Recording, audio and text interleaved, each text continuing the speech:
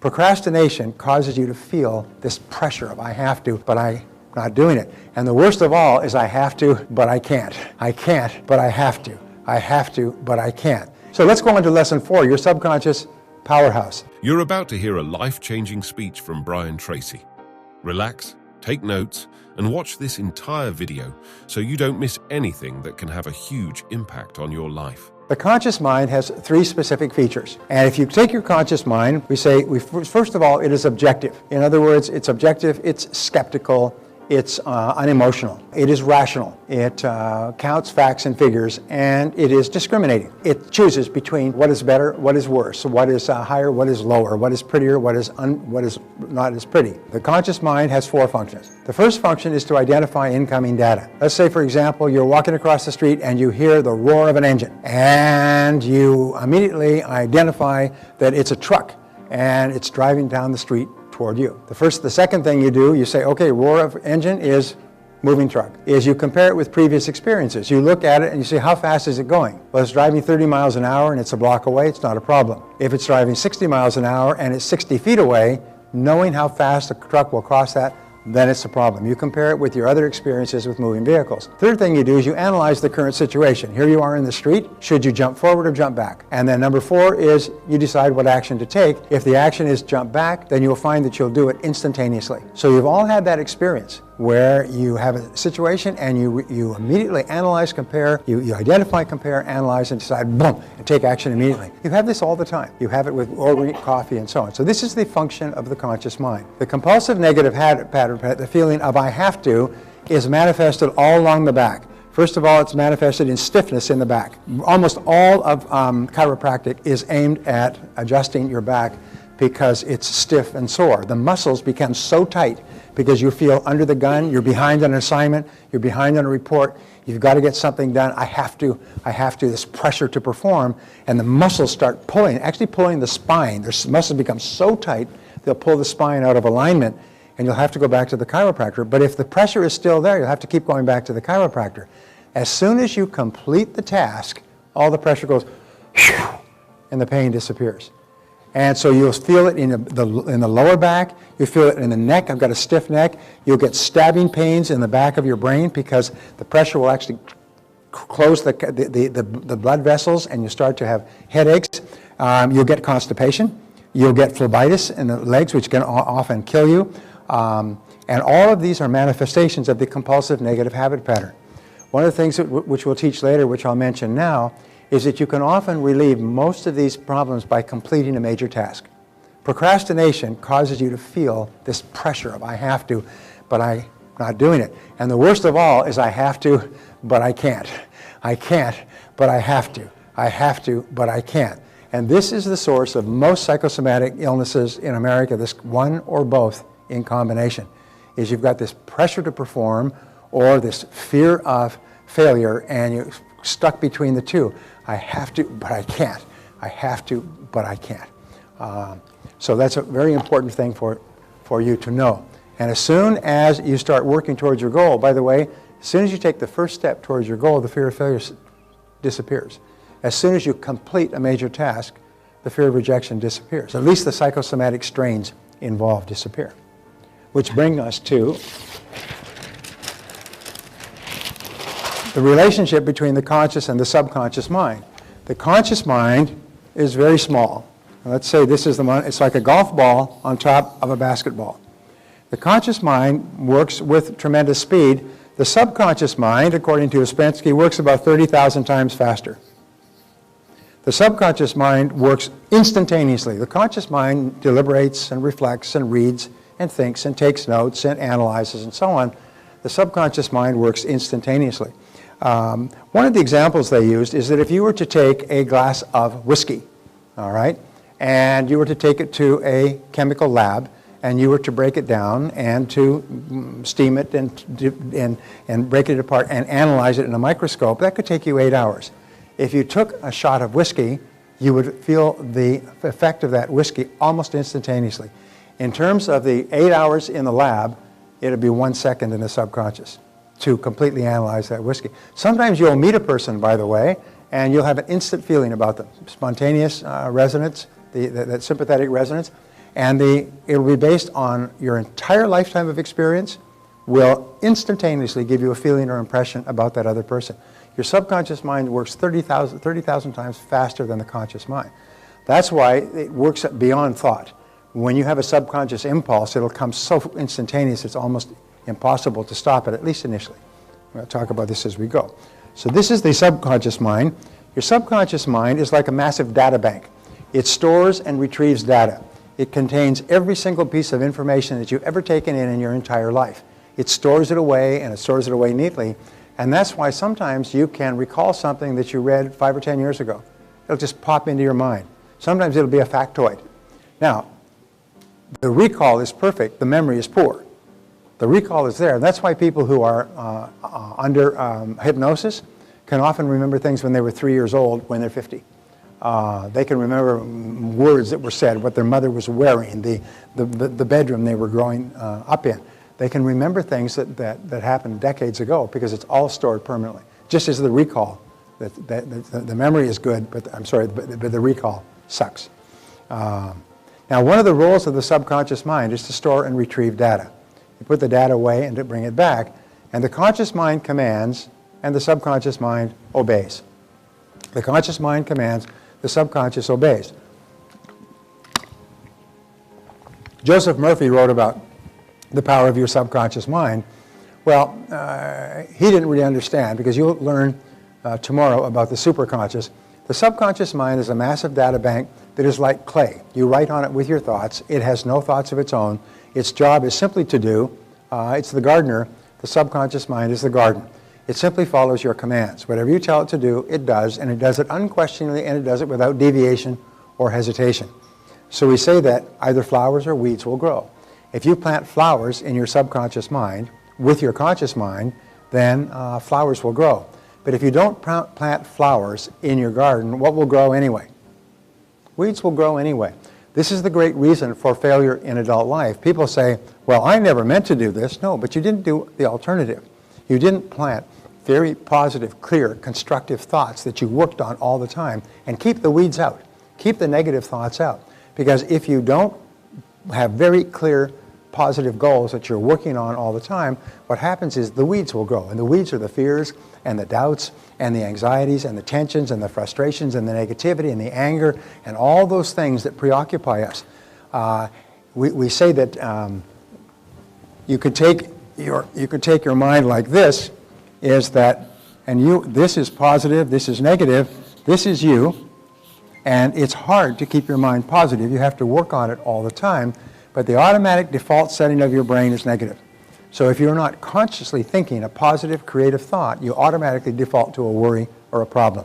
In fact, while I'm talking to you today, every so often, you have a couple of seconds and you think of a money problem, a relationship problem, a health problem, a family problem, a business problem. Your mind just keeps defaulting back to your problems. You can't stop it until it becomes a habit for you most of the time to think about the things that you want, which is where we are going.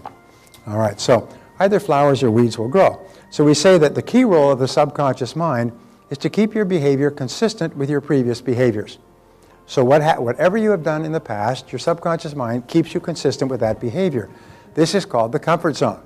If you've earned a certain amount in the past and you earn too much, your subconscious mind will give you all kinds of ideas to get rid of the money. If you're earning too little, your subconscious mind will give you all kinds of ideas and goadings to earn more. The law of subconscious activity says that the subconscious makes all of your words and actions fit a pattern consistent with your self-concept. So, for example, I am a professional speaker. When I am speaking to a small or large group, I feel completely confident, probably because I've done several hundred hours of research and preparation. So I feel very confident. Also, I've done it 5,000 times and had positive responses.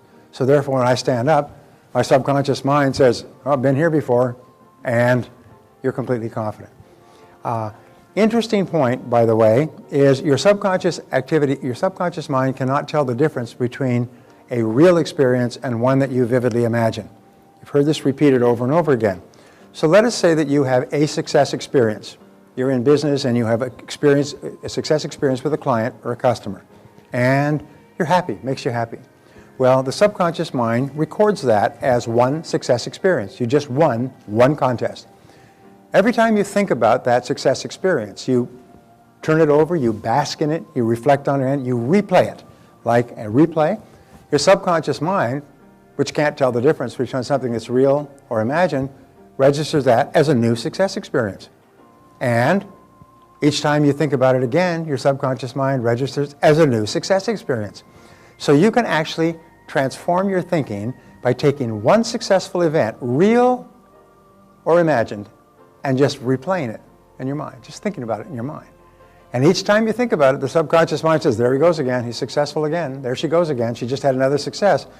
Imagine you've had 50 successes in a row. What kind of confidence will your subconscious mind be giving you when you go into the next event?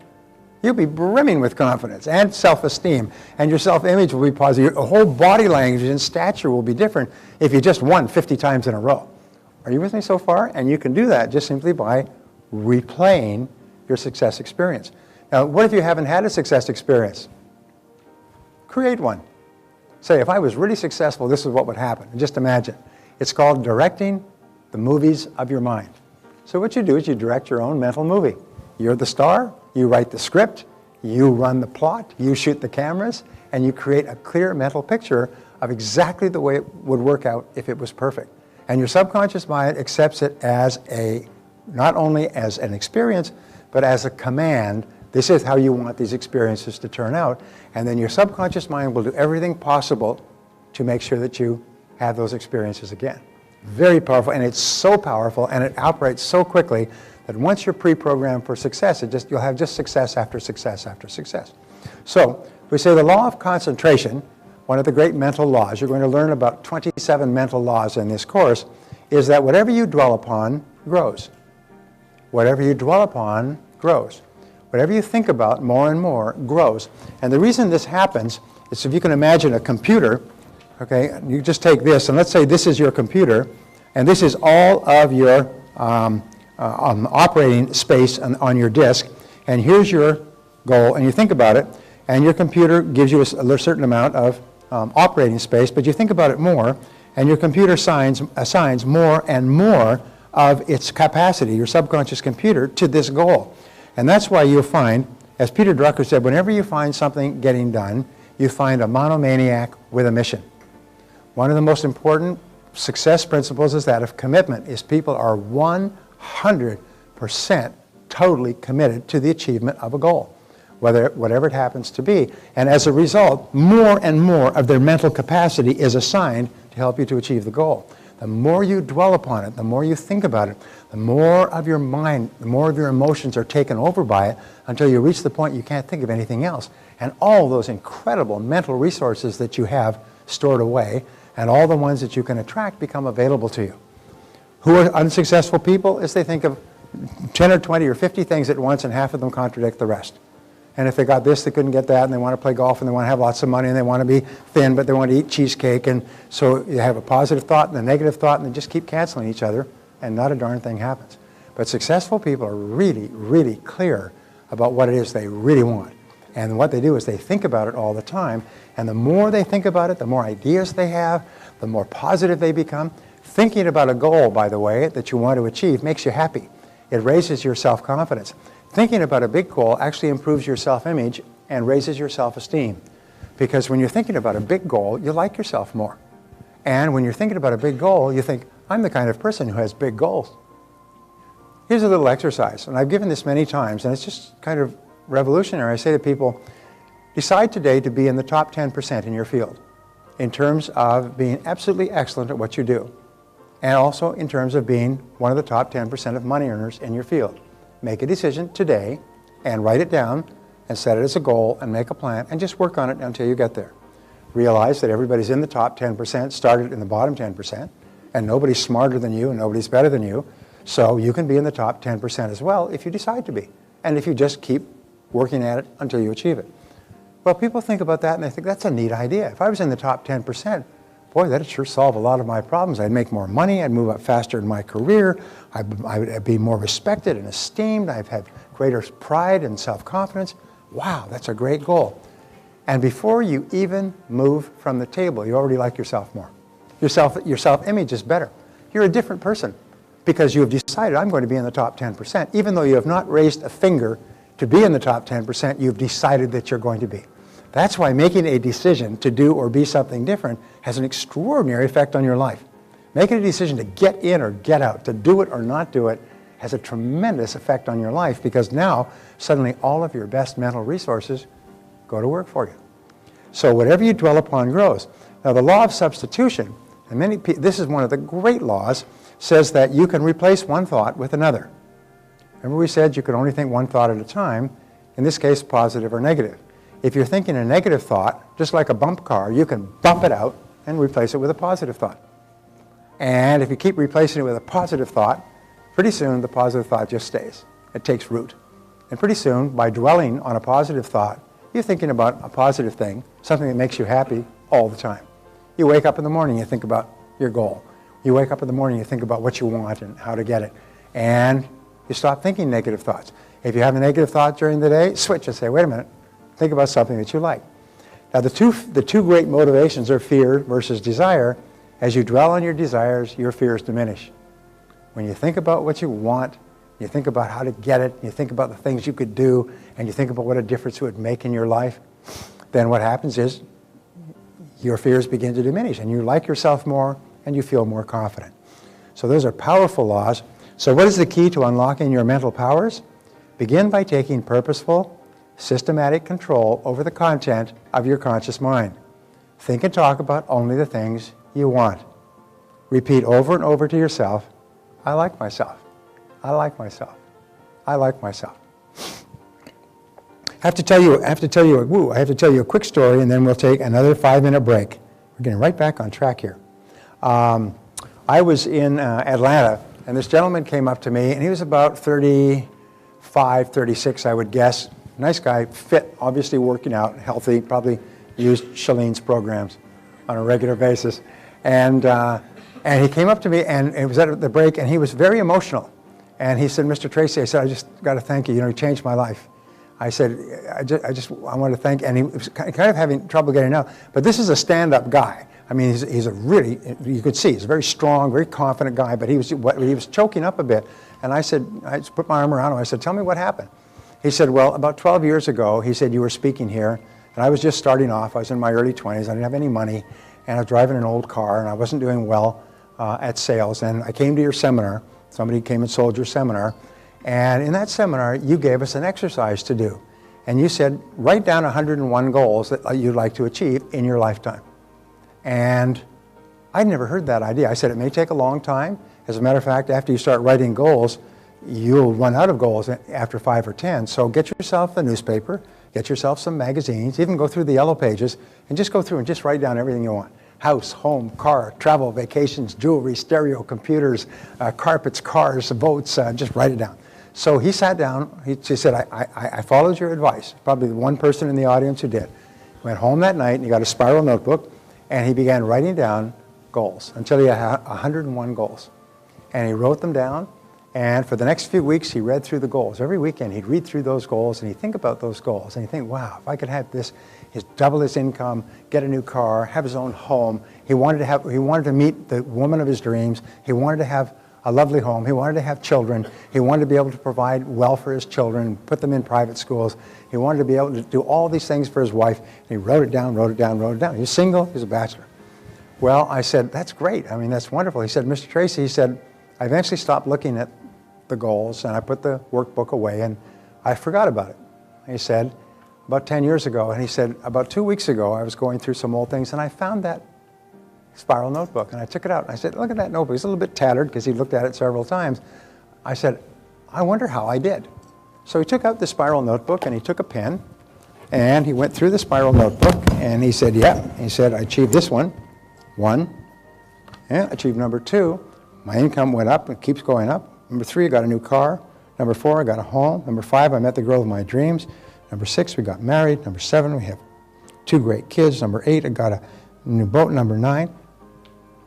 He just kept ticking them off. He said, Brian, he said, I didn't achieve 90 or 100. I achieved all 101 goals that have been achieved in the last 12 years. 101. He said, not 99 or 100. This is what I ticked off every single goal. I hadn't looked at this list in 10 years. I ticked it off. Now, why do you think this happens? By the way, this is not unusual. I've heard stories like this before. Well, the reason it happens is when you write it down, you engage in what is called a psychoneuromotor activity, where you are writing it down, you see it, you verbalize it, and you physically move to write it down. And we'll talk about this tomorrow in greater detail. And so what you do is by doing that, you write it into your subconscious. You actually program it onto your hard drive, and it starts working 24 hours a day.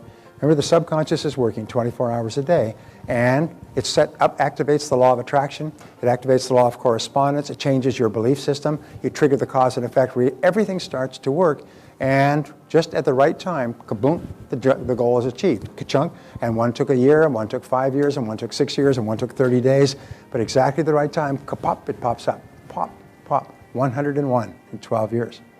Now, you can say, wow, that's really fortunate, but what if that would work for you? What if it works for everybody who does it? Would that be a good thing to think about?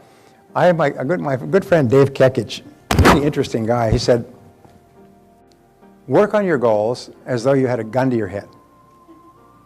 And so I came up with a variation on that. I said, work on your goals as though you're absolutely guaranteed of success. All you have to do is do it, and you will be successful. And you've got a gun to your head. Think about living your life like that you're absolutely guaranteed of success and you got a gun to your head.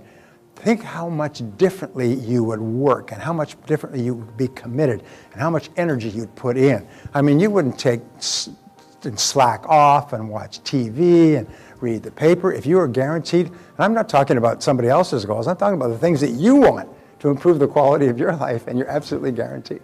So we'll talk about that. But that's why how the subconscious works is what it does is it brings about everything that you want. Okay, let's take 5 minutes and stand up and stretch and come back. And we're getting right back on time. One quick point with regard to the conscious and the subconscious mind is if you can imagine that this is the conscious mind, it takes in information, and the information goes straight into the subconscious. And the subconscious mind has two major parts, but let's just say that the bottom part is inaccessible information. These are things that happened and took place at a pre-conscious level without you being aware of them, which you can never access. You can't go back to infancy and find out what they are. But my feeling is it's like concrete that's cracked. And the concrete that's cracked, you can actually fill the cracks, like with a sealant, by driving this command, I like myself, I like myself, I like myself, into your subconscious mind. What it does is it affects and changes everything else, all of your other subconscious programming, but it also goes in and replaces and fills those cracks that in your psyche and subconscious going back from infancy, where it may have caused you not to like yourself. So the power of those words repeated, it's almost like an oil well where they drive down a hydraulic fluid that goes deeper and deeper and fracks and goes into it. So as you drive that command, I like myself, into your subconscious mind, not only does it change everything else in your programming, but it also goes back and it heals the old negative ideas that may be holding you back. So I just thought I would mention that for you. All right, now this next chapter, this next session is really, really important. We call this your taking charge of your life. And many people who've come to me all over the world and say, you changed my life, and I say it was because of this, wasn't it? And they said, yes, that's what changed my life. This is where we talk about that valve that may be reversed. And if the valve is reversed, what happens is you could be living actually a good life. You could be having a great life, but you could have, or an average life, but you could have just one concept, one idea that is wrong, and it could be holding you back from achieving your full potential. Remember, our great goal in life, my great goal, is to fulfill our full potential, to become everything that you are capable of becoming, and whatever you've accomplished up to now is merely a hint or a shadow of what you're truly capable of. Many years ago, there was a woman who grew up on a farm, and she didn't get past the 8th grade. Then she got married off to a local farmer's son, and she had children. And when she was a little girl, the age of 16, she got married at 16 or 17. She was a little girl. She liked to draw pictures. She liked to paint and draw pictures. And of course, that was tomfoolery. She was a farm girl. Farm girls married farm boys and raised farm kids and worked the farm. This is the beginning of the last century. And so she did. Some of you know who I'm talking about. So she went back to work. She'd always had that sort of fantasy in the back of her mind of doing little drawings. And she and her husband raised several children on a scrubble farm back in Pennsylvania. And she worked hard, and they worked hard her whole life. And then their children grew up, got married, and had children, and they had children.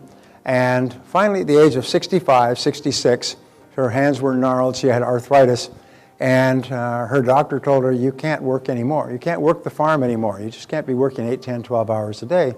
And besides, you've got a Social Security check. They'd never made any money. They'd scrabbled and mucked their whole lives. You've got a Social Security check. Why don't you just back off? You know, you're older, you're worn out. In other words, you're not going to live that long, so you might as well enjoy what you have. So she said, well, to herself, what she'd always wanted to do in her life was to paint. So she got her first Social Security check, and she went into town, a small town, true story. She went to an art store, and she told the person that she wanted to paint. And he was very sympathetic to her, little old grandmother, farm woman. And he said, sure. He said, well, let me help you, and I'll get you some basic paints and some basic easels and things like that. So he got her set up, and she took this stuff back and set up her little easel behind the barn, and she began painting little pictures of the farm. These became known as primitive rural American landscapes. It's a whole new category of painting that was pioneered by Grandma Moses. She started painting in her late 60s and early 70s. When she was 99, they had a showing in New York at one of the great galleries of a set of original paintings from Grandma Moses.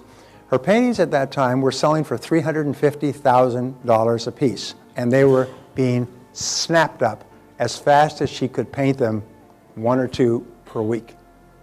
Now here's the interesting thing, is that she had within her natural ability. She was never trained as a painter. She had a natural ability to put the landscapes on the canvas.